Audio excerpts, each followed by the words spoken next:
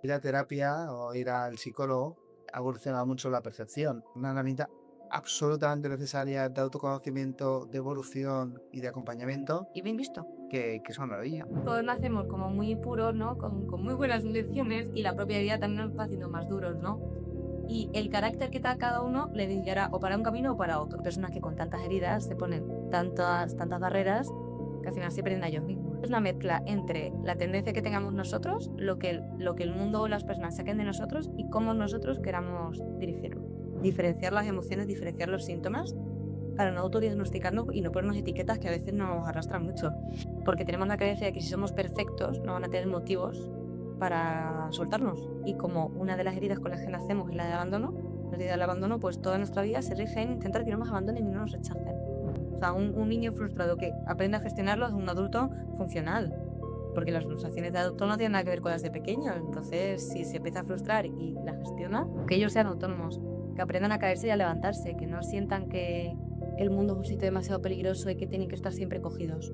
No existe la paternidad perfecta ni la maternidad perfecta, pero sí puede existir el amor más completo que les podemos dar. Somos perfectamente imperfectos y hay que aceptar esa condición. Yendo a terapia vas a llegar a conclusiones muchísimo antes que si intentas resolverte tú sola. Un poco. Totalmente, porque uno solo se miente mucho. El entenderse para saber qué es lo que yo necesito para calmarme, porque a lo mejor lo que tú necesitas no es lo mismo que necesito yo, ni el al lado, ni el vecino, ¿no? Entonces primero sería como intentar conocer qué es lo que a mí me calma y me ayuda, ¿no? De lo que necesitamos trabajar, poner todo en su sitio para volver a empezar, ¿no? Como conectar para conectar, ¿no? Me encantaría decirle a la gente que si están sufriendo ahora mismo, que si tienen alguna cosa que digan, es que no puedo más, que tienen todo el derecho del mundo a estar mal por lo que sea, pero que aguanten, que luchen, que busquen ayuda, que la luz siempre sale, antes o después, pero que sale, que no tiren la toalla. Bienvenidos a un nuevo episodio del podcast de Colabs. Hoy tenemos con nosotros a la psicóloga Elena Calleja, cacereña, me gusta ya decir de dónde es cada uno, y especializada en apego, autoestima, afectividad y ansiedad, una palabra muy de moda hoy en día. En el episodio de hoy vamos a hacer un barrido de la influencia que tiene nuestra vida y nuestro condicionamiento desde que somos niños, cómo evolucionamos hasta aspectos más de pareja. Así que os animo a todos a quedaros y a escuchar atentamente. Bueno, bienvenido. Uy, bienvenido, voy a decir. Yo todavía Muchas no me da idea. gracias. Bueno, lo primero de todo, hemos empezado hablando de la ansiedad Sí. y hemos hablado también de condicionamiento, ¿no? De lo que nos pasa desde que somos niños. ¿Cuál es la influencia de lo que nos pasa cuando somos niños, del entorno familiar? Bueno, la verdad que la niñez es un punto como clave en, en el desarrollo de nuestras cabecitas, ¿no? Y de nuestra propia salud mental. Nosotros en consulta, bueno, yo por lo menos en consulta, cuando vemos un adulto con carencias, con miedo, con inseguridades, siempre vamos un poquito al pasado, a esa niñez, para ver de dónde puede venir. Porque cuando somos chiquititos somos tan moldeables y somos tan sensibles y estamos haciéndonos que, que ahí es donde suelen estar todas las heridas, ¿no? Y todos esto de apego, el apego empieza con los padres desde que somos bebés.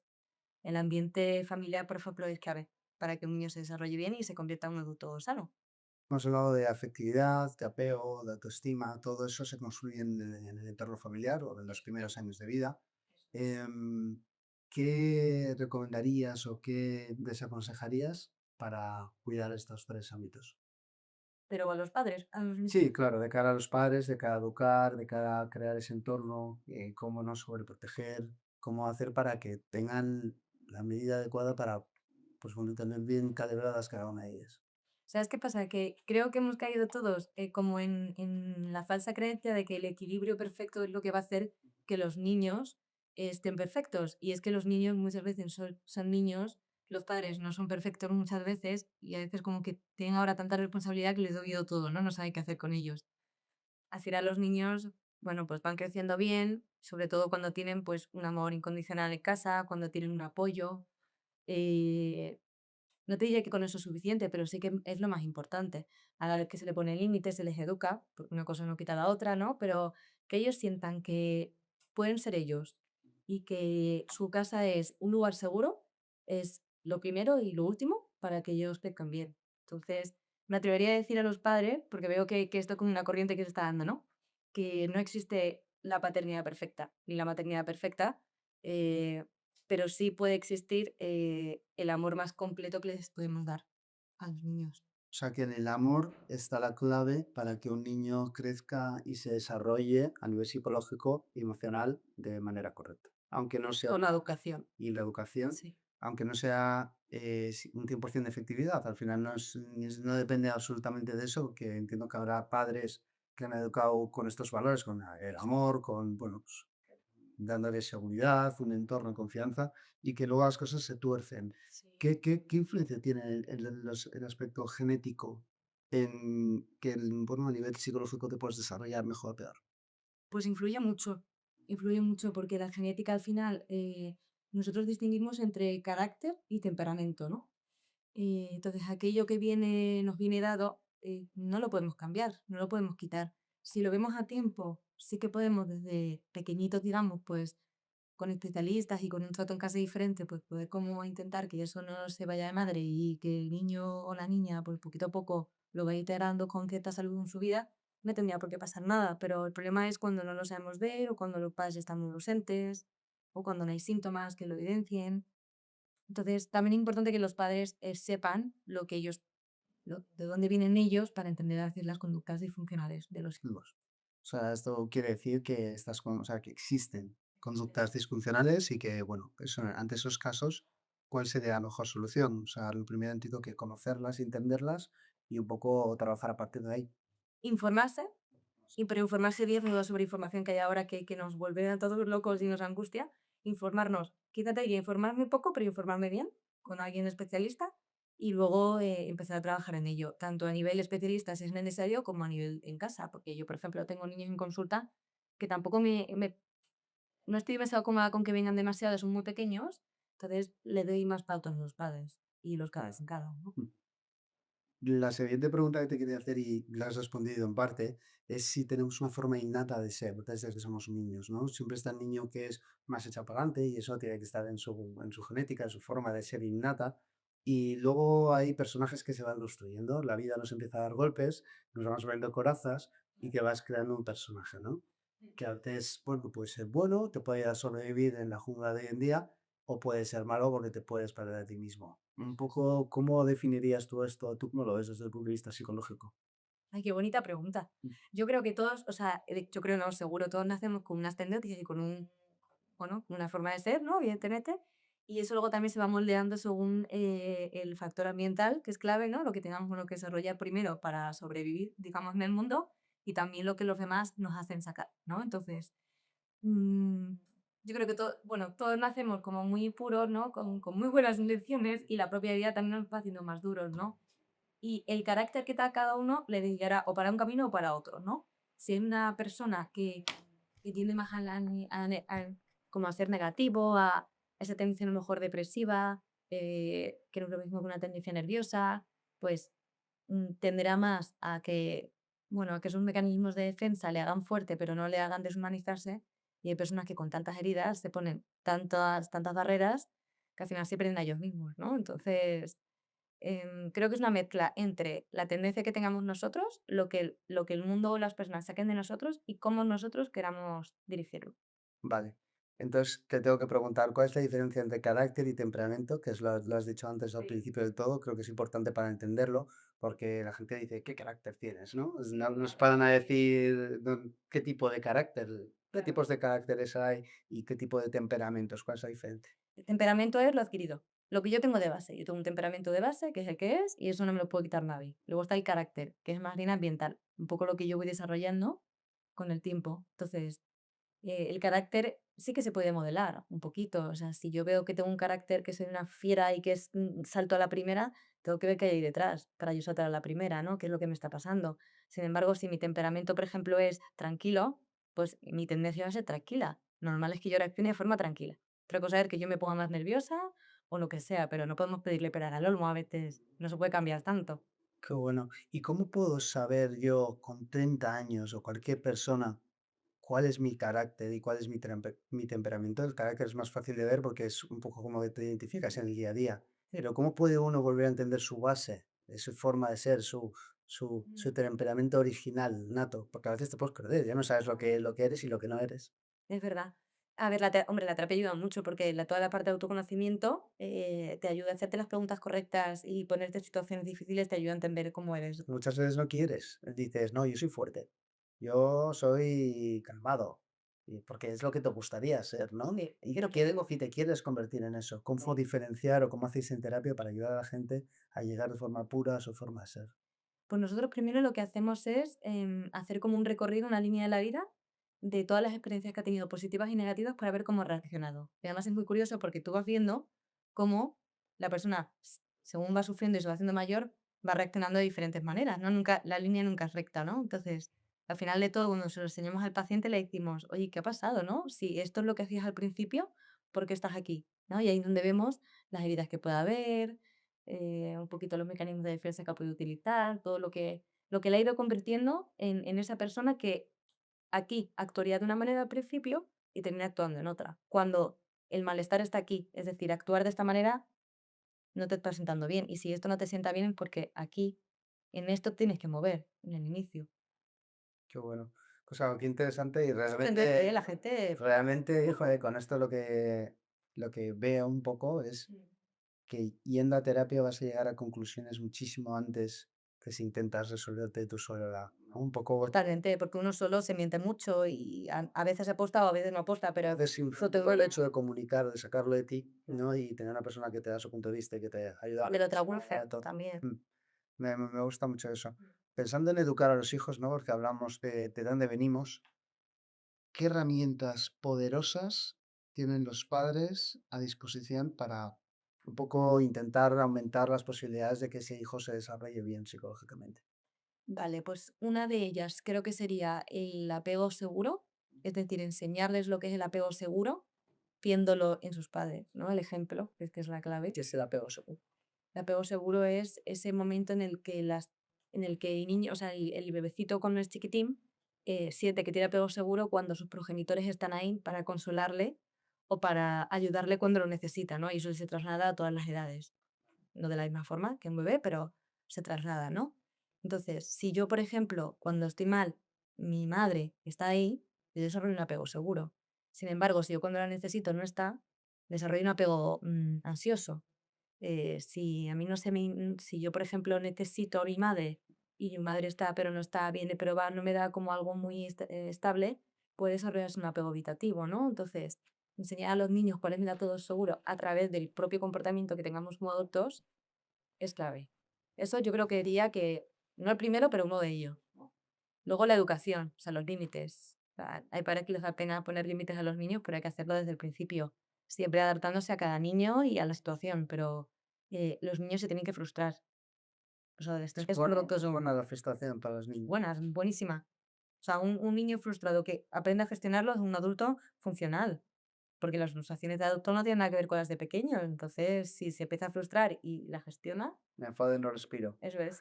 Pero no respira. ¿Y ahora cómo respira? Las cosas de verdad. Ahora cómo respira, ¿no? Y luego también esa parte de dejarles volar. Evidentemente, no lo he dicho dejar volar a uno de 30 hay que dejar volar a uno de 7, ¿no? Pero que ellos sean autónomos, que aprendan a caerse y a levantarse, que no sientan que el mundo es un sitio demasiado peligroso y que tienen que estar siempre cogidos, porque entonces son miedosos. Claro. O sea, esa era mi siguiente pregunta. ¿Cómo evitar sobreproteger y convertir a tu hijo en una persona pues, prácticamente dependiente y fácil? Mm. ¿Cómo evitar eso? Primero, como padres, ver qué nos está pasando para que nosotros queramos sobreprotegerlos, porque siempre proyectamos en ellos algunas heridas. Entonces, creo que empieza más en el propio padre o en la propia madre que en el niño. Y luego también entender cómo es el carácter del niño y sobre todo saber entender, que es más importante, que la libertad le va a dar mucha más seguridad que tenerle todo el rato cogido, ¿no? Mm.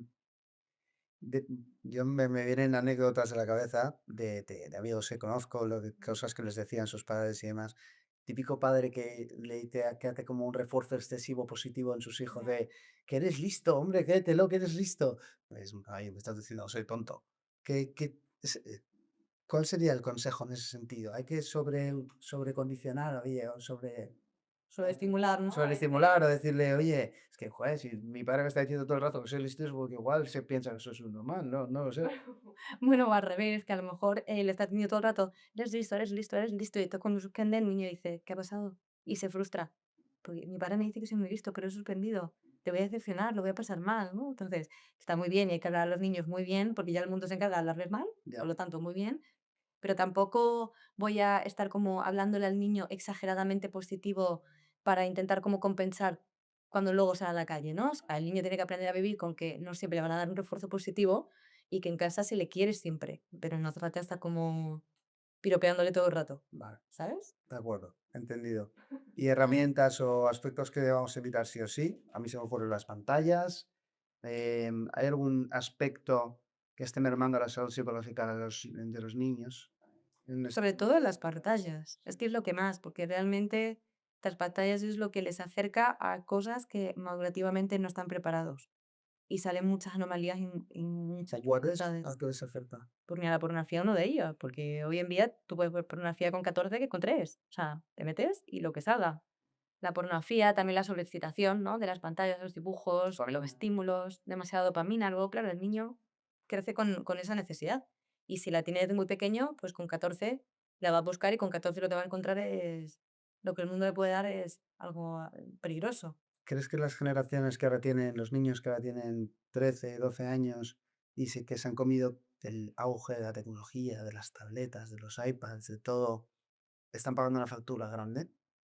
Algunos no, seguramente, pero la mayoría sí. Yo tengo muchísimos casos de, bueno, grandes depresiones, problemas de estar cerca del suicidio. Sí, sí. Y bueno, hace poco en un episodio hablábamos de que en Australia se ha prohibido el uso de dispositivos móviles y tal, y en Australia, a gente menor de 16 años. El punto de vista Debería ser psicológico. menos de 14. Debería ser hasta los 14, o sea, a partir de los 14 no te puedes tocar Bueno, no, dormiriado. No, yo te pondría al revés, más de 16, perdón. más de O sea, 16. sí, más de 16. Yo creo que los 18, y ya me parece que los 18 a veces es un número un poquito. Jo, pero ¿cómo hacemos para que No, sean no normales? se puede ¿Cómo ya. hacemos para que sean normales y, No sabes, es que que no, no, que ya. tengan sus amigos, que se comuniquen, que sean Claro. independientes, porque con 17, pues tienes 16, 15, empiezas a ser con tus colegas y vas al cine y otras Ya, es que cosas. realmente es una idea que, no, que sé que no se puede hacer porque además yo con 16 ya tenía móvil para salir porque mis padres necesitaban saber de mí. Por lo tanto, sí que lo entiendo. Quizás también adecuarlo según el niño. Es que si vemos que el niño es un niño que no es maduro, que puede hacer cosas que no, pues ahí decirle no, que no, tú no puedes. Y ya lo siento, porque tus amigos tienen, pero que tú no puedes. Tendrás que demostrarme que eres maduro y que me puedo fiar de ti, de dártelo. Pero es verdad que lo que tú dices, que en el mundo de hoy en día dejarle a un niño de esa edad sin móvil es llevarle a no socializar, a no tener amigos. El problema es Y que es vivimos en la era más práctica y más cómoda y tenemos de todo, pero todos son riesgos. Todo es, si le dejo el móvil, va a desarrollar no sé qué. Si se lo quito, no va a tener amigos y no se va a comunicar. Es un poco, al final yo creo, el sentido es tener sentido común. No sé, al final como padre, pues tendrás tu grupo de amigos y la idea es pues que cuando quieres hacer algo con tu grupo de amigos, pues poner en común las prácticas más habituales, pues yo hago esto, yo hago lo otro, vamos a dejarles el móvil a todos a partir de X edad, ¿no? O sea, al final eso es el yo con un que se cae. y no tener ideas fijas.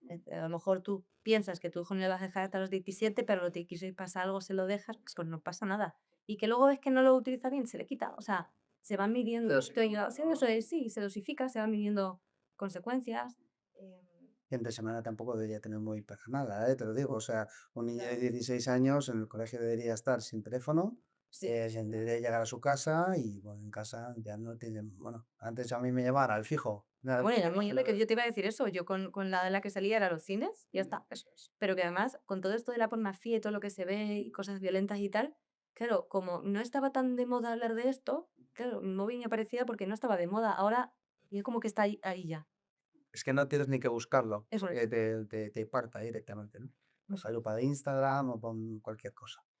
Bueno, está claro que el condicionamiento es súper relevante para lo que somos en el presente, ¿no? Entonces ahora vamos a abrir un bloque como más de psicología en general en el mundo que nos rodea, adultos funcionales, ¿no? De efectos que somos la mayoría de nosotros. Hemos hablado de la ansiedad, ¿no? Antes hemos hablado de apego, afectividad, pero también de ansiedad. La ansiedad es una pandemia que nos afecta a todos, ¿no? Incluso a los que creemos que no la tenemos. Antes teníamos ansiedad porque antes se dio un mamut y estábamos a punto de morir y ahora la tenemos por otras cosas. Dime tu punto de vista sobre la ansiedad y por qué nos afecta tanto hoy en día. Pues mira, yo creo que la ansiedad realmente ahora se ha vuelto también un amor. Ahora muchas veces como que todo es ansiedad. Yo tengo pacientes que les digo, a ver, por favor, no que la palabra ansiedad para definir tus síntomas, ¿no? Porque muchas veces es, mm, estoy mareada, estoy un poquito estresada, estoy nerviosa, estoy agobiada, es frustrada. No todo es ansiedad, ¿no? Entonces, primero, sobre todo, ponerle nombre, diferenciar las emociones, diferenciar los síntomas para no autodiagnosticarnos y no ponernos etiquetas que a veces nos arrastran mucho. Y luego para la ansiedad de verdad, claro, vivimos en un mundo acelerado y vivimos en un mundo en el que las exigencias están altísimas y como no estamos hechos para eso, pues al final queremos llegar porque ahí está la perfección y ahí está el no me rechazan y me aceptan, y entonces es inevitable estar con ansiedad. Y para todas estas personas que tienen que sacar adelante a su familia y no se pueden bajar del carro de la vida tan agresivo que tenemos, tan acelerado que tú dices, para los que no se pueden bajar del carro, ¿cuál sería la recomendación? ¿Ir a terapia? ¿Hay alguna forma, algún ejercicio, respiración, pasear? No sé, o sea, la respiración consciente, meditar. ¿Cuál sería tu consejo para todas esas personas que no se pueden bajar del carro? Porque No, claro que somos, pues, quiero decir, es lo normal, porque no, si no todo el mundo se bajaría del carro no existiría la ansiedad, claramente. Sí, pues creo que ahí venía lo que hablábamos antes del autoconocimiento, el entenderse para saber qué es lo que yo necesito para calmarme, porque a lo mejor lo que tú necesitas no es lo mismo que necesito yo, ni el al lado, ni el vecino, ¿no? Entonces, hay gente que la terapia le viene fenomenal, hay gente que no. Hay gente que le encanta pasear la naturaleza y hay gente que la ansiedad. Entonces, primero sería como intentar conocer qué es lo que a mí me calma y me ayuda, ¿no? Es verdad que todo lo conectado con andar, caminar, natural lenta y no inputs, música ni nada de nada, ayuda porque nos rebaja. Entonces, lo que necesitamos es trabajar, poner todo en su sitio para volver a empezar, ¿no? Como conectar para conectar, ¿no? Luego la meditación y la respiración siempre funciona porque a nivel fisiológico es lo que nos vuelve a conectar, o sea que eso sí o sí siempre nos va a hacer algún bien, pero por supuesto cuando tú veas que los síntomas se están yendo de madre y tú ya notas que esas cositas un poco más del autocuidado no que sirven, hay que pedir ayuda. ¿cuál es el consejo para la gente que no sabe, pues, cómo pedir ayuda, a qué psicólogo ir? La gente que sabe que necesita ayuda y se lo puede permitir y no va al psicólogo porque no sabe en quién confiar y demás. ¿Algún consejo para la gente indecisa que sabe que en el fondo lo necesita pero no se lanza? Hombre, gracias a Dios, ahora con esto era al revés, la mayoría de los psicólogos estamos muy dispuestos, ¿no? Se nos ve nuestra forma de trabajar, cómo vamos nosotros, nuestra idea, nuestros valores, nuestra forma de ser incluso, ¿no? Y yo creo mucho que es hacer ese match, ¿no? Que a lo mejor tú veas los vídeos de alguien y digas, oh, me gusta cómo habla, cómo lo expresa, cómo está enfocando este tema. Venga, voy a probar, ¿no? Porque muchas veces a la primera atinas, pero normalmente no, normalmente a veces tienes que probar varios hasta que tú conectas. ¿Y cuál sería la forma de introducir la psicología en la vida de las personas para poder con el día a día de forma saludable? Sería una sesión al mes, lógicamente hay que personalizar, pero Claro, es un acompañamiento más que un tratamiento. si la persona no tiene síntomas que le esté anulando completamente, puede ser como un acompañamiento, puede ser una psicoeducación primero, un autoconocimiento después y luego tarea, o sea, más herramientas para que las vaya poniendo en práctica. Si le valen y le es suficiente y aguanta ese mes entero, fenomenal, si no 15 días, a lo mejor. Yo no estoy muy a favor de la terapia semanal, porque vuelve al paciente como muy dependiente y le da la sensación de que no avanza y si no le da tiempo de una sesión a otra. Claro. A veces el paciente prefiere como ver cada muy poco tiempo, ¿no? En vez de estar solo trabajando y evolucionando, ¿no? Sí. Es al final también donde muchas veces, como te doy deberes y tú los tienes que llevar a casa de cumplado y que te dé tiempo a hacerlo, claro. Tú tienes un concepto que practicas que es el de la psicología integrativa. ¿En qué consiste? Pues mira, yo siempre he sido cognitivo-conductual, te diré, porque a mí me encantaba la parte conductual de herramientas y herramientas y herramientas. ¿Qué pasa? Que al final trabajando con el tiempo me he dado cuenta de que eso no es solo suficiente, sino que la psicología integrativa al final es todo, ¿no? ¿Por qué digo que es todo? Porque al final nosotros somos muchas cosas. O sea, estamos compuestos por una cabeza que siente y que piensa, a veces malamente. Un cuerpo que piensa también y que siente, a veces malamente, ¿no? Entonces, no vale de nada que yo te mande a ti una herramienta para ver tus necesidades, si a la vez tú no estás cuidando, por ejemplo, tu familia, si para ti es tan importante y es una clave fundamental de tu puzzle, no vale nada si no te estás cuidando físicamente porque estás comiendo fatal y no duermes. Es decir, muy bien, vas a saber tus necesidades, pero la ansiedad la vas a tener desbordada, ¿no? Entonces, intento hacer un poco esa parte de esa terapia integrativa de que todas las áreas de nuestra vida en la medida de lo posible, estén equilibradas para avanzar. Bueno, es que qué importante es el deporte, el Todo, descanso todo, en la salud mental, ¿no? todo. O sea, tú cuando un paciente sale de tu consulta, sale con un abordaje integral de cómo tiene que alimentarse para no estar inflamado y sentirse peor, cómo o cuándo tiene que descansar, cuántas horas y cómo hacerlo. Eso. Y si hace falta derivarle a un nutricionista o a una persona que le ayude con el deporte, un entrenador, pues ya está, fenomenal, porque yo ahí sé menos. Pero sí que como una especie de promesa de, ok, tú quieres mejorar la ansiedad, tú quieres salir de esto, pues tenemos que cuidar lo que comemos, lo que dormimos, lo que vemos, con quién hablamos, todo. Qué interesante. Hablando un poco del ritmo que llevamos hoy en día, una tendencia a la que solemos caer es las comparaciones, sobre todo en redes sociales. Pues bueno, ver lo que hace fulanito, menganito, a veces nos puede jugar una mala pasada, no solo a nivel personal, sino en las relaciones. Mira estos que viajan mucho, mira esta que o, cuerpo tiene, o este. Eh, ¿Cuál es tu opinión de las comparaciones? ¿Son buenas o son malas? Bueno, a lo mejor aquí me cae un poquito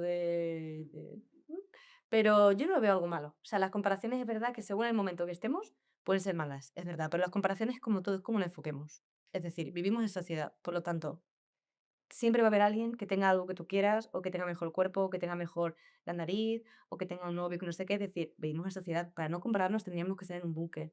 Y eso sería peor. Entonces, como nos vamos a comparar sí o sí, al menos reconducir la comparación, ¿no? El decir, oye, ¿por qué me comparo yo con esta persona? ¿Tiene algo que quiero? Vale. Pero eso que quiero es algo superficial o algo que yo noto que es una característica que a mí me vendría bien, ¿no? ¿Por qué no pruebo a imitarlo? No digo hacer una copia, pero si a mí me gusta, por ejemplo, una psicóloga, como ejemplo, que habla muy pausadamente, que se nota muy tranquila, que sonríe mucho, en vez de decirme yo, es que yo no sonrío, es que yo no valgo nada, es que fíjate ella, ¿no? Y llevarlo por este terreno es, oye, pues voy a intentar imitarla, ¿no? Porque lo que me está gustando a ella me da paz, me gusta, porque yo no pruebo a hacer un poquito de eso, a ver, ¿no? Entonces, reconducimos la comparación y en vez de ahogarnos en ese pozo de desesperación, pues intentamos Es que a veces nos paramos a debatir en las comparaciones son buenas o son malas.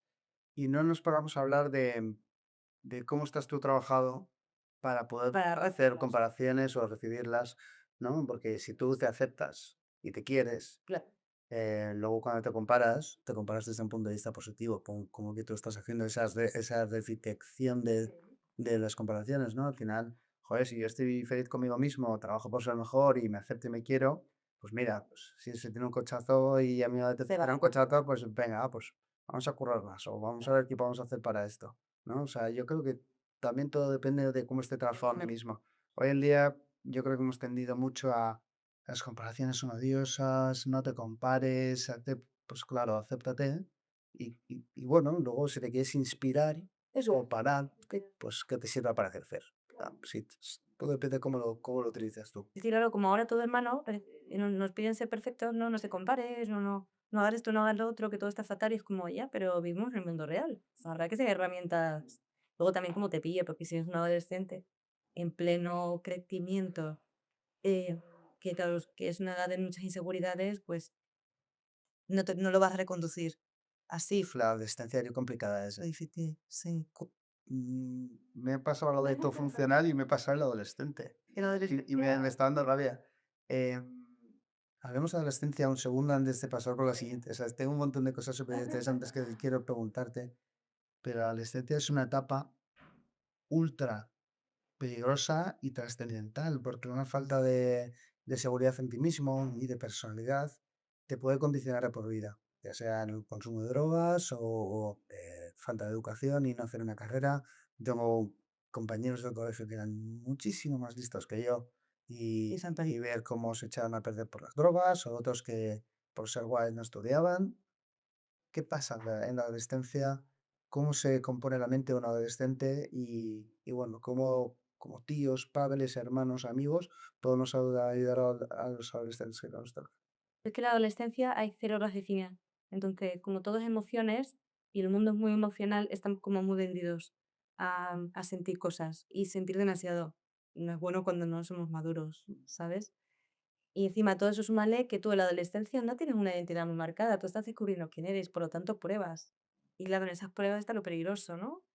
Yo creo que hay que ayudarles mucho yo no te digo aceptarse, porque hay veces que es que no puedes ir a una batalla perdida, pero sí a darles un poquito de luz, que no tienen que tener una identidad demasiado marcada, que no tienen que tener el muy claro ya, que ser diferentes está muy bien, que no tienen que ser fotocopia, no tienen que contar la seguridad en ser fotocopia. Y para mi gusto, creo que lo más importante es de quién se rodean, porque a esas edades tú no tienes la capacidad para hacer una criba de la gente que te viene bien o no. Tú estás con la gente que te hace sentir cosas, y la gente que te hace sentir cosas, por lo normal, es la gente un poquito eh, complicada, ¿no? No sé cómo titular Sí, que te suben los niveles de dopamina y de Sí, exacto. excitación y de cosas nuevas. Eso es. Y eso que te dice, vamos a estudiar y a ver. No. Claro, es decir, lo que te llama. Entonces, si están bien rodeadas y si tus hijos, por ejemplo, pues están con buena gente, pues lo más seguro es que tengan menos problemas. O sea, en realidad es estar cerca, analizar un poco cómo No, llega, así cómo llega esa persona a casa, cómo comunica, ¿no? darle mucha confianza también para que se comuniquen, porque si en casa se pueden comunicar, estás a ti poder muchas cosas. Si tú simplemente le dejas volar y le dejas ir porque es adolescente, no me hace caso, tal, tampoco te va a contar lo que le pasa y entonces te vas a alejar mucho de él. Y eso es lo peor.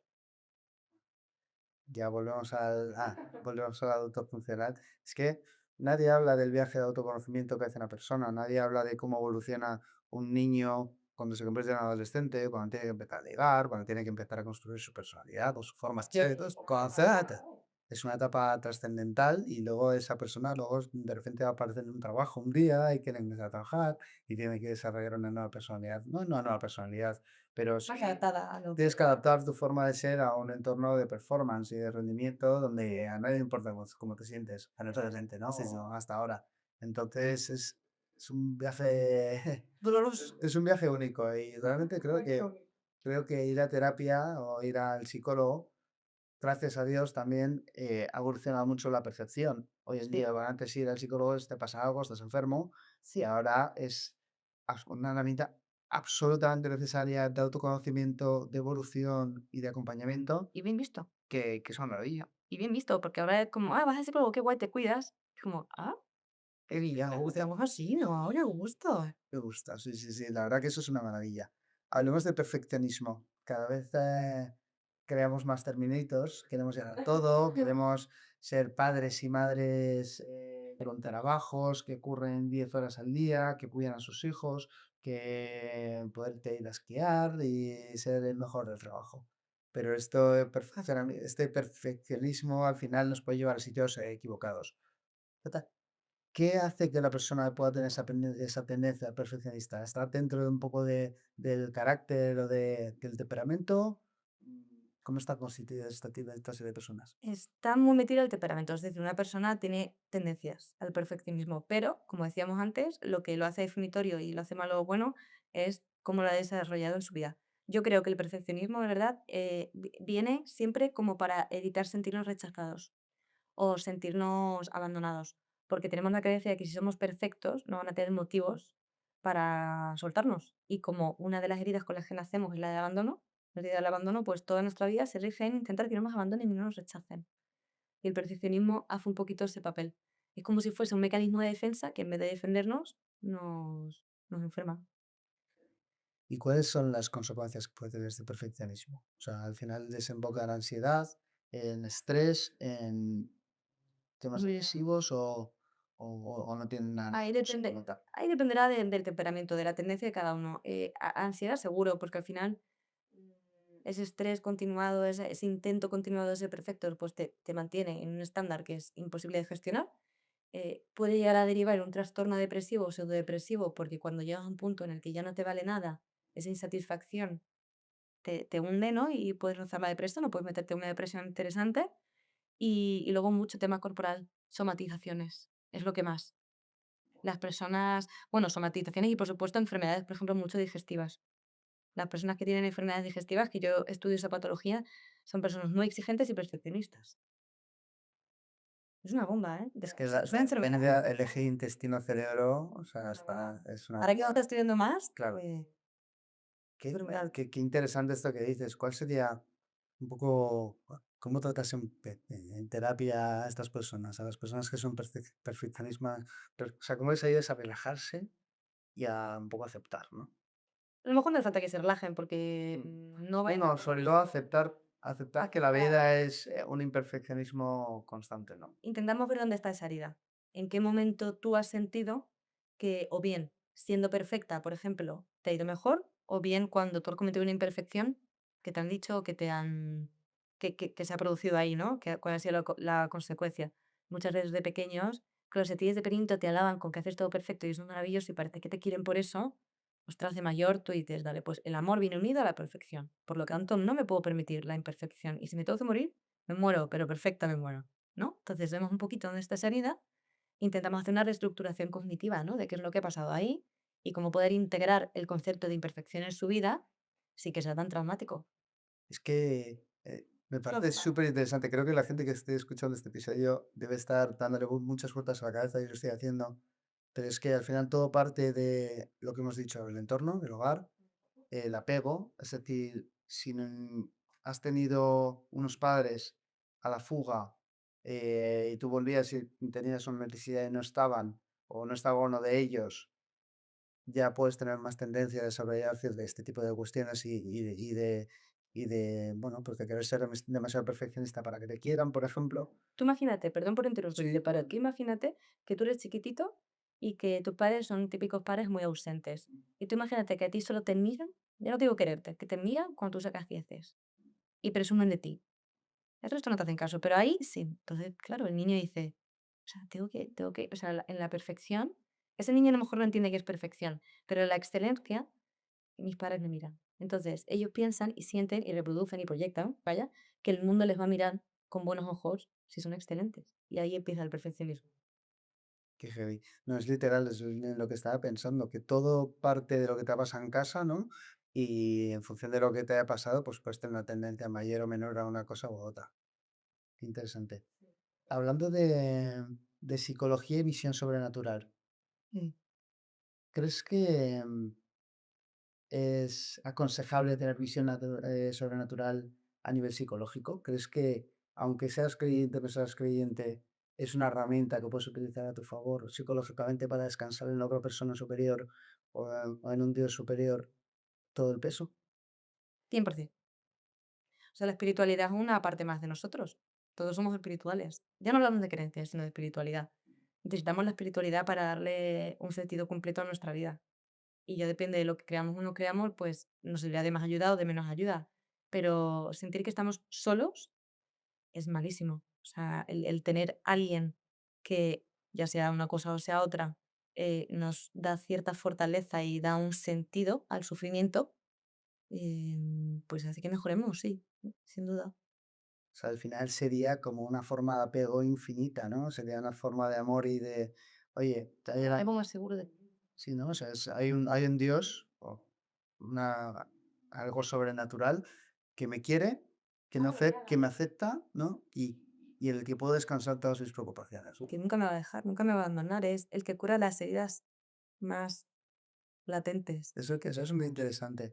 Y si, no sé, si Dios fuera un psicólogo en la Tierra, ¿qué consejos crees que daría a las personas un poco para poder con todo, para sobrellevar de la mejor forma posible esta vida?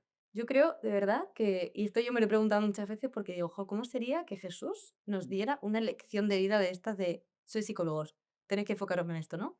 No sé exactamente qué diría. Lo que sí que creo que haría mucho énfasis es en el amor. En plan, ¿crees que amas suficiente? No, ama más, perdona más. O sea, como el mundo un poco violento y a veces desagradable y vengativo y hay cosas feas, no podemos responder igual, ¿no? Entonces, en un corazón en el que hay mucho amor y mucho perdón y mm, mucha, no complacencia, sino como ese cuidarme a mí, ese no tratarme tan mal, inevitablemente la salud mental, pues por supuesto, le va a ir genial, ¿no? El amar a los demás sin condiciones, ¿no? Y luego también, con cierto cuidado, ¿eh? Porque a veces no es fácil. Y luego también creo que diría que por favor que bajásemos el ritmo, que bajásemos el ritmo, que dejáramos de preocuparnos por cosas superficiales, banales, por tener más y más, y que nos centráramos en él, en nuestras familias, en nuestros amigos, o sea, en lo que rodea el amor, no tanto en las cosas que tenemos que queremos conseguir, en el dinero, en la perfección, en aparentar. creo que nos alejaría un poco de lo que, a ver, lo que el mundo nos da, ¿no? Mm, Qué interesante. Bueno, y también en lo que hemos dicho de confiar, ¿no? O sea, yo creo que en descansar, oye, Es que como diciendo, es "Está en normal, tus es manos". normal que no puedas Pues, todo, ¿no? como no te rayes tanto, o sea, ¿cómo no vas a, o sea, con la situación que tienes, cómo no vas a estar mal? O sea, permítetelo, no pasa nada, confía, ¿no? Me gusta ese mensaje. Has hablado de amor y era un tema que iba a sacar más adelante, pero ¿crees que es, dónde está la felicidad? ¿Dónde está o sea, en dar, en querer, en darte a los demás, en ofrecerte, en esta forma de darte amor a los demás, o en el recibir un poco de bienes, prosperidad, ¿sabes? En lo que recibes. O sea, O sea, das buen recibir, eso amor, es, ¿no? dar amor o recibir. Primero en dar, Mm. siempre en dar, porque uno no da lo que no tiene. Entonces, si tú das amor, significa que tú eres también amor, que queda así como muy bonito, muy poético, ¿no? Pero realmente en un corazón donde hay mucho amor, también hay salud. No siempre, ¿eh? No quiero recalcar que no siempre, pero un corazón que está dispuesto y que puede dar amor, pues es un corazón sanote, podemos decirlo, ¿no? O que está intentando ser sanote. Entonces, el dar es clave. ¿No te pasa alguna vez que has hecho un voluntariado y tú te vas mucho mejor Y eso es lo que que estaba van a ti? pensando. A mí me ha pasado. Yo me fui a Calcuta un mes, que ha sido la mejor experiencia de mi vida. Son las condiciones, te puedes imaginar cómo eran. Y yo me vine con un corazón nuevo. ¿Y este nivel psicológico cómo se explica? O sea, Bueno, no lo sé. Yo creo que es porque estamos llamados de verdad a amar de esta manera. Y como solo lo encontramos en cosas así, ¿crees que está en nuestro alma, no? sí, es algo que no es ni corporal ni mental. Es del alma, la parte espiritual. Sí, sí. Dije, y bueno, muy importante esa parte espiritual. O sea, yo creo que somos seres espirituales, aparte de las creencias que tenga cada uno y del Dios que tenga cada uno y lo que cada uno quiera creer, pero Eso es esa visión sobrenatural de pensar que hay algo por encima de nosotros en lo que podemos confiar y, y bueno, en que en darte a los demás está la verdadera felicidad, yo creo que es un grandísimo mensaje. Sí, y recibirlo también, es decir, Bueno, es muy importante dejarse querer, ¿eh? claro, dejarse querer. Hay veces que dejarse querer en vez de dar tanto amor, y depende de las personas. Pero ¿Tienes casos de gente que le cuesta mucho dejarse querer? muchísimo, Eso muchísimo. Pues estoy hablando de una paciente ahora mismo que las herramientas que le mando y los deberes que le mando, deberes entre comillas, es déjate querer. Busca una vez al día a alguien que te ayude que te dejes querer sin ser tú la que lo hace. Sí, es por lo que decíamos antes, por ese miedo al rechazo y ese miedo al abandono, ¿no? Si yo ayudo, si yo quiero, ¿quién no va a querer estar conmigo si yo siempre tengo buenas palabras, un abrazo, un beso? Es que esto es parte de lo que estaba diciendo antes, cuando a ti todo el mundo te valora por lo fuerte que eres, porque eres la amiga del grupo que ayuda a todas y que todo el mundo le puede contar sus dramas porque ella le va a ayudar y porque ella puede con todo. Al final ella persona se puede sentir valorada por esa faceta o por lo que tú estás diciendo de, bueno, de ayudar a los demás. Mm, es súper importante esta, ¿eh? Que te fuerza ese rol y claro que te lo quita. Claro. Si tú sientes que te quieren porque tú eres la que siempre escucha, al día que no escuchas, tú sientes, y además, problema de la sociedad también, que a veces lo hacemos sin querer. Porque si mi amiga María siempre me escucha, y siempre está ahí, el día que no está, porque no puedo, que no le da la gana a la pobrecita, yo ese día me voy a sentir molesta, porque creo que tengo derecho. En plan, pero ahí va. O sea, María me ha escuchado 700 veces, ¿por qué no 701?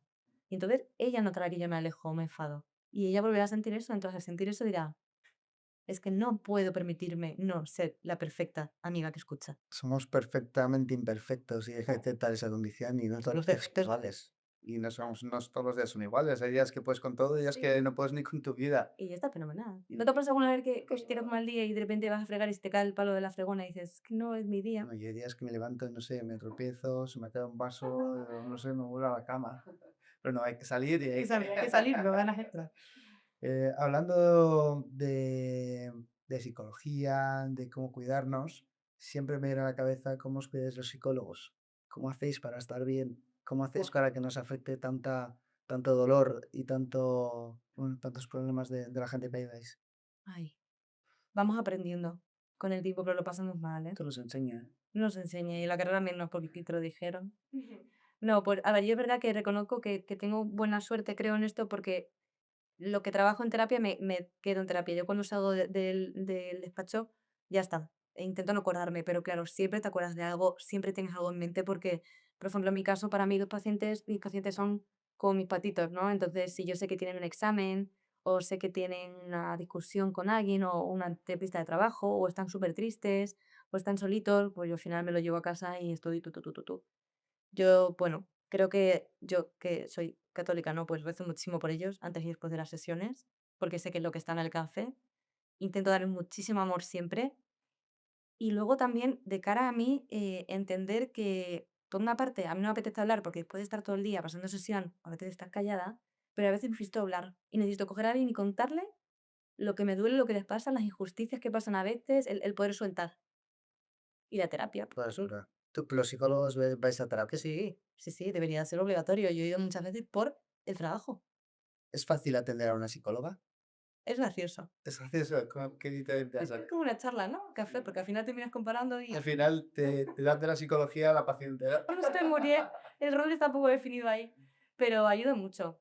Y luego también, pues, tener, y por el tema del deporte han ido mucho, eh, mucho tiempo fuera de consulta. Ahora, con, por ejemplo, con lo de Instagram, que tengo varios trabajos a la vez, claro, yo salgo de consulta y me pongo con Instagram. Y me duermo y me levanto. Entonces, he tenido que también hacer pues, poner límites. También, no estar siempre accesible. Qué bueno. A nivel integrativo, Ujú. ¿cuáles dirías que son las patas fuera de psicología más relevantes para estar bien psicología? Fuera de la psicología. Sí, Mm, vale, nutrición, ¿no? ¿Cómo decía? Nutrición, o sea, nutricionista o cómo le digo. Bueno, sí, uso la base de nutrición, la parte de comida por tema también estómago, eje cerebro, clavo, y tema hinchazón, SIBO, todas las cosas estas que están saliendo que además, si el estómago está mal, tampoco estás procesando bien la medicación y puedes estar con una depresión mal diagnosticada, bla, bla. Entonces, el tema de la nutrición me parece clave, el tema de lo físico, es decir, la parte de deporte me refiero, da igual que sea CrossFit que andar, o sea, moverte un poquito, moverte es clave. Y el ocio. El ocio es sanador, no lo siguiente, o sea, unas buenas fresas con una amiga o un buen plan de fin de semana, eso resulta ahora todo. supera todo, no todo, Es- pero Pero mucho. efectivamente la dimensión social es súper Sí. importante. No, No somos seres sociales, ¿no? y con la patología mental nos distanciamos mucho y yo siempre a mis pacientes les digo que eso les invito, pues no les obligo, pero que les digo, por favor, socializar, iros a tomar algo, salir a la calle. Y luego el amor pues, a los animales, te diría los animales, para que le gusten los animales ayudan muchísimo también. Porque al final con los animales y sientes que un amor también como muy incondicional y tú estás cuidando a alguien. Entonces también te sientes como que tiene un sentido tu vida cuando a veces piensas que no. Qué bueno, eso vas a recomendar a... Sí, Sí, sí, sí. nunca lo había pensado, pero Ayuda efectivamente, mucho. sí. Tiene su parte espiritual ahí, el tema de los animales. Y luego el apostolado antifrancasa, es decir, en tu casa tienes que estar bien. Cuida a tu marido, cuida a tu mujer, cuida a tus hijos, cuida a tu madre. No seas vergonzoso, da abrazos, dile que quieres, pide ayudas. Y la parte como humano de cara a la familia también es importante. Bueno, Tiene muchas cosas realmente, ¿no? sí. Es difícil tener todo. Por eso tiene que ser integrativo. Sí, pero te ayuda es integrativo. Bueno, pasando a, hablabas de cuidar las cosas en casa, ¿no? Quería hablar también de las relaciones de pareja, ¿no? Al final todos, o casi muchísima gente vive pareja hoy en día y es muy curioso ver cómo ahora parece que el amor tiene fecha de caducidad, ¿no? Como es que no me paro de ver el amor dura 3 años. A partir de los 3 años el enamoramiento desaparece. Bueno, ¿qué está pasando? Lo primero de todo, ¿qué es el amor? Para entenderlo bien. Uf, es que fíjate, esto que decías de lo de los 3 años no es el amor, es el enamoramiento, la fase como más mm, sustancial, ¿no? Es decir, si tú quieres vivir siempre enamorado, tendrás que cambiar de pareja cada poquito tiempo, porque esto funciona así. ¿El amor qué es? Pues el amor precisamente es lo contrario. El amor es a veces lo que no se siente, pero que se elige día a día, que es un concepto que hoy en día no nos gusta mucho, no parece que guste mucho. Claro, esto de elegirse todos los días, wow, con todo lo que implica, ¿no? Uf. Entonces, Entonces, para entender bien, ¿cuál sería la diferencia entre enamoramiento y amor? vale, o sea, te digo un poco cómo funcionan las fases. Tú conoces a alguien y te dan como un chistazo de dopamina tremendo porque un flechazo que te encanta, ¿no? Entonces ahí es como esa fase inicial de me atrae la persona, me gusta, me llama la atención, quiero conocerla, ¿no? Pasamos al enamoramiento, esa fase en la que todo me encanta, corteza prefrontal anulada por completo, entonces da igual que haga lo que haga que te encanta, ahí es muy importante distinguir, ¿eh? Y decir, me viene bien, me va a sumar, tenemos valores en común, vamos a llegar a algo, ¿no? Pues sí, tuve una paciente que era todo perfecto y estaba casado, ¿no? Y yo le decía, ya, pero es que tenemos, o sea, nos ha valorado que está casado. Claro, porque en la fase esta de enamoramiento lo paso por alto. Entonces, una vez ahí metido, es muy difícil retroceder. Una vez que te enamoras, malo, ¿no? Entonces, esa fase del principio es clave para poner un poquito de raciocinio.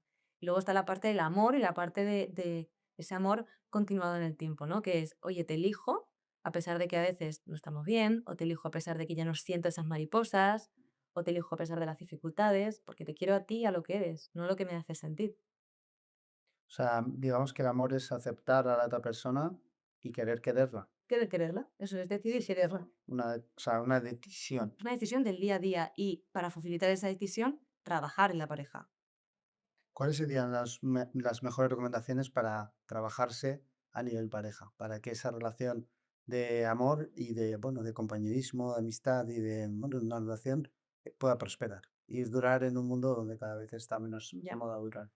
Pues mira, la comunicación es clave, porque la comunicación es la que salga una relación siempre hay. Pero bueno, eso es más típico. Te voy a decir más, la comunicación absurdo. Es decir, reírte con tu pareja, hacer tonterías, pasártelo bien, volver a ser niños. Es decir, dejar de verle también como una persona que está en tu vida para solamente lo serio y divertirte. O sea, divertirte con tu pareja es clave. Tiempo a solas, para conectar con lo que sois. Y mucha admiración. O sea, creo que muchas veces las parejas como que se distancian porque dejan de admirarse. Tienes que buscar motivos para admirar a tu pareja, porque si la elegiste por algo sería, algo admirarías. Pues la persona crece y evoluciona y a lo mejor eso ya no es lo mismo, pero a lo mejor te genera admiración por otra cosa y no te has fijado, ¿no? Bueno, y que con la vida constantemente nos reta y tenemos que evolucionar. Sí. Entonces, si lo que antes admirabas ya no, pues bueno, igual ahí ya Pues matar. empiezas, ¿no? O sea, para empezar, pues no sé, una mujer con desmadre, eso ya es admirable. El hecho de que haya podido ser madre, un embarazo, todo eso es admirable, ¿no? Que a lo Simplemente, mejor tú admirabas a tu pareja que a María, se me pongo María, bien no me sale.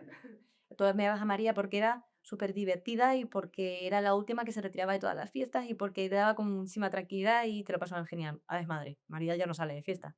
A lo mejor admiras a María porque es una madre maravillosa y porque calma a los churumbeles genial. Claro, si tú te quedas con la antigua María, crisis. Esa María ya no vuelve. ¿sabes? Ser una evolución Es constante. una evolución, pero tenéis que ir los dos a lugar, que si no. ¿Cuál sería la diferencia entre amor, enganche, apego? ¿Cuáles son? A ver, yo creo, de verdad, que cuando tenemos una pareja estable en el tipo, dependemos de ella, es inevitable. O sea, esto de no puedes depender de tu pareja, hombre, no vamos a ver, o sea, vivo con él. Es el padre de mis hijos. Voy a estar con él toda la vida. Un poquito, dime tú, déjame que dependa. Entonces, algo de dependencia hay. Pero la dependencia insana o la dependencia mala, que no sé, que aquí cada uno lo dirá como quieren, pero esta dependencia que genera un apego ansioso, un apego evitativo, la dependencia es inicio en el que tú necesitas para ser feliz a la otra persona, necesitas, no la eliges, es que no tienes opción, es que si no la eliges mueres, o sea, lo necesito, me anulo a mí por la otra persona, ¿no? Y ahí es donde podemos confundir el amor por ese apego, ¿no? Porque tú le quieres, claro, o sea, tú no tienes dependencia por alguien que te da igual. O sea, tienes dependencia porque tú te entregas, ¿no? Eso Te es. estás dando día a día y estás dando lo mejor de ti a una persona que has escogido para compartir tu vida en el día a día, ¿no? Entonces, al final, ese elemento de dependencia es normal, es de ese momento, ¿no? Porque al final, pues tú te estás entregando al 100% a una persona y hacerla feliz, digo yo. O sea, qué menos que esta dependencia? Claro. Vale, Eso no es esto es machismo, ni feminismo, ni nada, es normal, ¿no? bueno, joder, o sea, si al final puede ser un matrimonio homosexual perfectamente dependiente de la misma forma, o sea, y esto es absolutamente en este Sí, sentido. pero es verdad que muchas veces como que al ser las mujeres más emocionales, a las mujeres se da a veces ese mensaje de tú no puedes depender de tu marido, tú no puedes, es como, ¿verdad?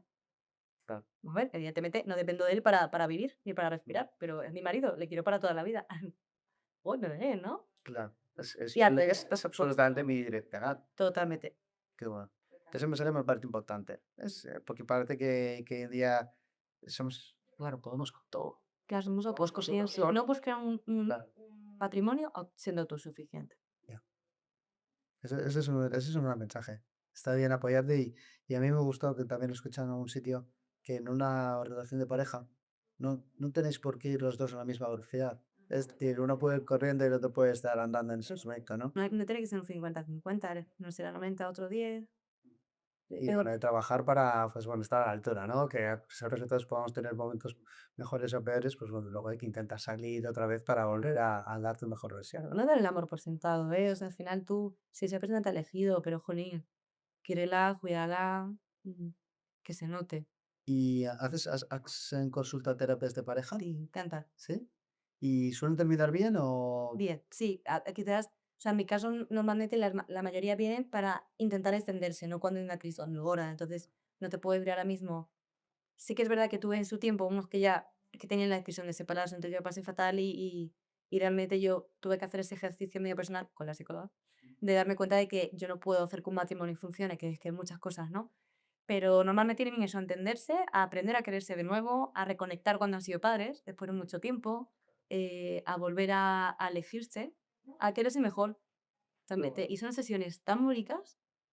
Joder, es que tiene que ser, vamos, personas que lo han compartido todo Pero a veces lloran, todos se emocionan. claro, pero cómo no van a llorar, o sea, al final están intentando salvar lo más, bueno, de las cosas más importantes que pueden tener en su vida, que es su relación, su matrimonio, su, vamos, su relación, ¿no? De tantos años, de gente que ha empezado con 18 años y están con 60 años o con 50 años, después de haber criado a sus hijos, después de haber entregado su 100% para que otros puedan prosperar y que, bueno, eso ha podido jugar en su contra a nivel matrimonio, ¿no? O sea, Por eso a los hijos, quererles muchísimo es lo más importante de tu vida, pero tu marido y tu mujer tienen que ir primero. Yo creo que eso a mucha gente le podrá chirriar, pero luego tus hijos se van, tienen que volar, porque es así, y luego tú te quedas con él o con ella si Dios quiere, ¿no? Entonces, entonces te voy a volver a coger el punto de la comunicación y del día a día. ¿Cómo puede ser o sea, cómo tiene que ser la comunicación entre un marido y una mujer, siendo el hombre y la mujer, bueno, estoy poniendo un hombre y la mujer, tan diferentes? ¿Vale? Porque si son dos chicos, también pueden ser diferentes, ¿no? Pero yo cuando llego a casa no tengo tantas ganas de hablar. Y, vale, y me estoy generalizando, pero por ejemplo mi mujer sí tiene muchas ganas de hablar. ¿Cómo hacer al final esto es generosidad, ¿no? Pero entonces, el punto que quería sacar. ¿Cuál es el papel de la generosidad en un matrimonio para que salga bien? un 100%. Un 100% y también, aparte de generosidad, comprensión. Esto es clave porque tú puedes esforzarte mucho por llegar a casa y hablar un poquito porque sabes que tu mujer lo necesita, pero ella tendrá que a veces comprender que a ti es un esfuerzo, que es un acto de generosidad y que no siempre vas a estar con la mejor cara o no siempre vas a poder, sin tomárselo como algo personal. Hay que conocerse mucho, ya no pareja como tal, sino mujeres y hombres, somos súper distinguidos. Las mujeres hablamos mucho para desahogarnos y no necesitamos que nos digas casi nunca nada. Es que me ha sorprendido cuando te has dicho que después de tener no sé cuántas consultas al día, llegas a tu casa y a veces necesitas hablar también. Porque sí, pero la parte de sanación, si no, yo me vuelvo autista. Sí, porque también depende mucho, ¿eh? De un montón de factores. Pero en las hombres y mujeres somos diferentes en eso, ¿no? Entonces hay que entender muy bien cómo funciona el otro. Simplemente por ser mujer y por ser hombre. Que ahí todos. Como lo de la Melting Box. ¿Tú has visto ese Sí, sí, sí, sí. parto? Es literal, ¿no? Entonces, yo tengo que conocer cómo es para no ofenderme y para saber lo que puedo dar, ese gesto de generosidad, cómo y cuándo para acertar, ¿no? Esa inteligencia emocional dentro de las parejas implica conocerse. ¿Y crees que un poco los datos hablan por sí solos? Cada vez hay más divorcios en España y en el mundo. ¿Crees que el factor determinante es la falta de generosidad? No, ¿puedo decir de verdad lo que pienso? Sí, vamos, esto es secretos. Así que estoy tan cómoda, lo puedo decir. Creo que hay el mismo número de divorcios que antes, o bueno, puede haber más seguramente porque tal, pero creo que más o menos es lo mismo. Lo que pasa que antes había un factor que no contamos y era el un poco tema de la mujer. Creo que la mujer antes, al tener menos recursos y al tener también más dependencia y no elegir a veces con quién se casaba ni cómo, o a veces eran matrimonios innecesarios y tal, no había divorcio porque no se podía divorciar.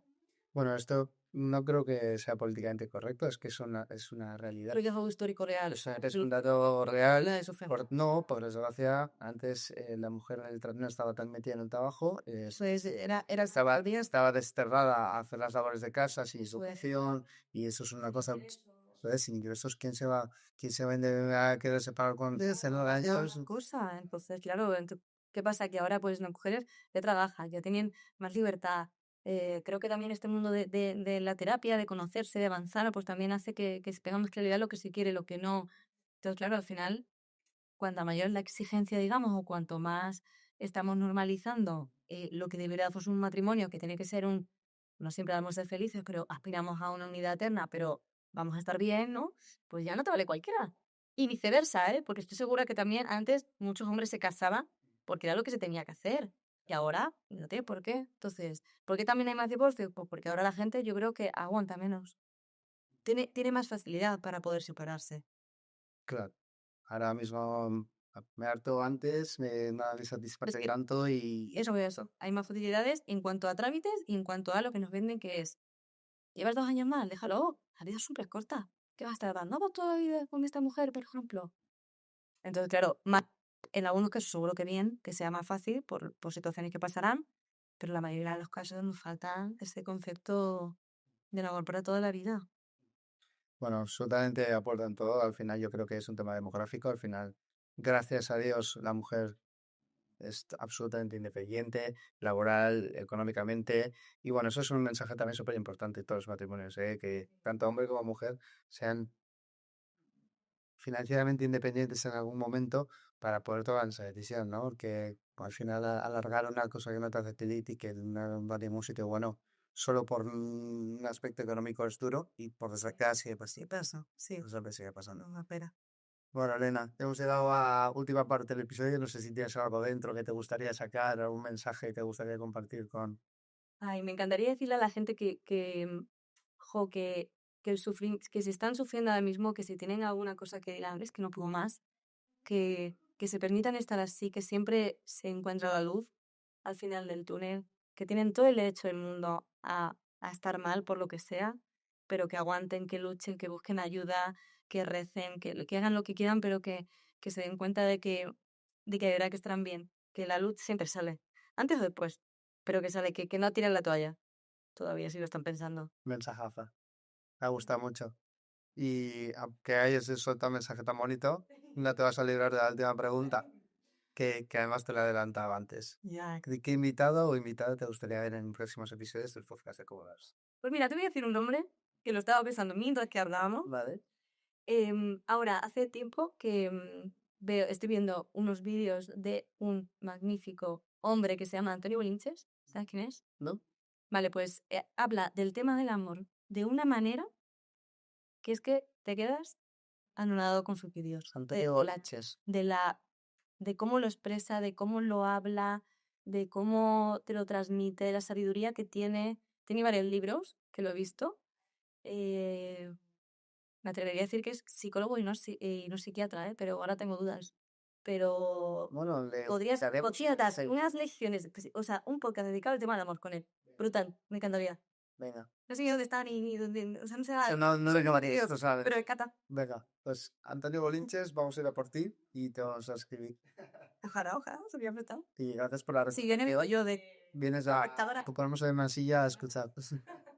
Elena, gracias por la regulación, que hemos venido a compartir todo tu conocimiento y tu punto de vista psicológico y contra la audiencia del podcast de Cobo. Gracias. Ha sido precioso. Bueno, gracias de verdad a ti. No nos tienes que dar tú las gracias porque vamos, nos has ayudado muchísimo a todos, incluso a mí. Yo me quedo pensativo. Y nada, para todos los demás, cuanto a la audiencia, nos vemos en el siguiente episodio del podcast de Cobras.